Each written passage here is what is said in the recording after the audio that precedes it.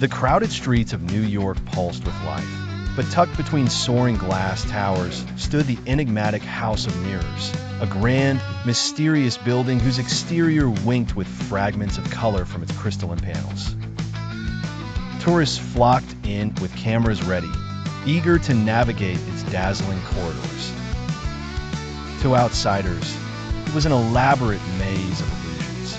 To locals, it held a reputation for revealing more than mere appearances.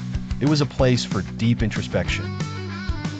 Ava walked in beneath the gilded archway, her heart heavy with the weight of invisible burdens. She'd always been her own harshest critic, measuring her life against snapshots of other people's successes, a habit that left her feeling empty.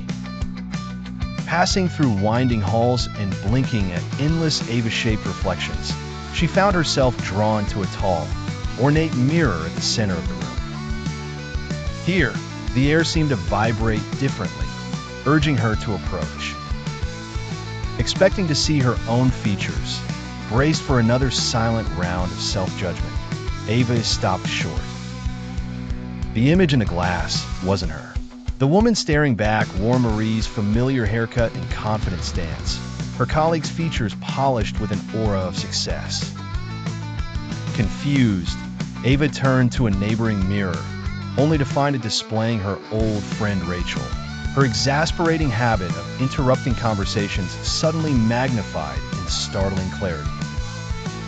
Compelled to continue, Ava progressed from one mirror to another.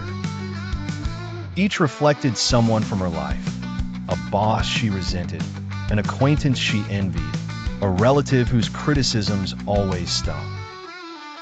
But the mirrors didn't flatter. They offered unvarnished glimpses of the traits Ava most disliked in each person. The effect was unsettling and, soon after, illuminating. Standing amid the labyrinth of mirrors, Ava's racing thoughts gradually stilled. She began to see the pattern. The flaws that bothered her and others were, in fact, echoes of her own wounds and unresolved feelings. The mirrors were not judging her. They were showing her the parts she tried to ignore, magnified and externalized onto the people around her. Ava's steps softened as she wandered onward, no longer recoiling from the visions.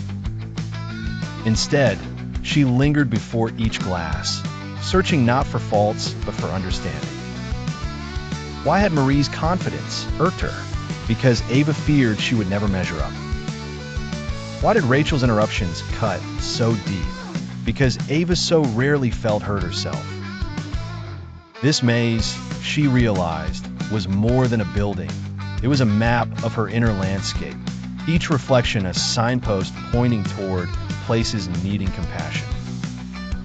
Embracing this epiphany, Ava made her way to the exit.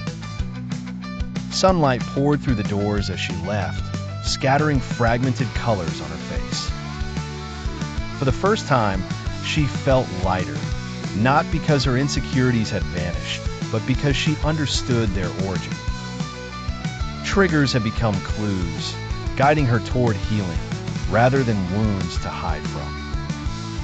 Days passed, and Ava noticed a shift.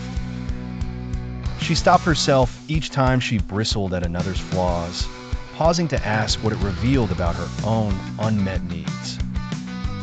Rather than piling on judgment, she cultivated patience and empathy, both for herself and the people around her. The journey of self-discovery, she realized, had no final destination. It would be a path she walked for life, with every trigger a chance to grow. And so, the House of Mirrors remained a haven in New York, a convergence of illusion and truth. For tourists, it was just another attraction,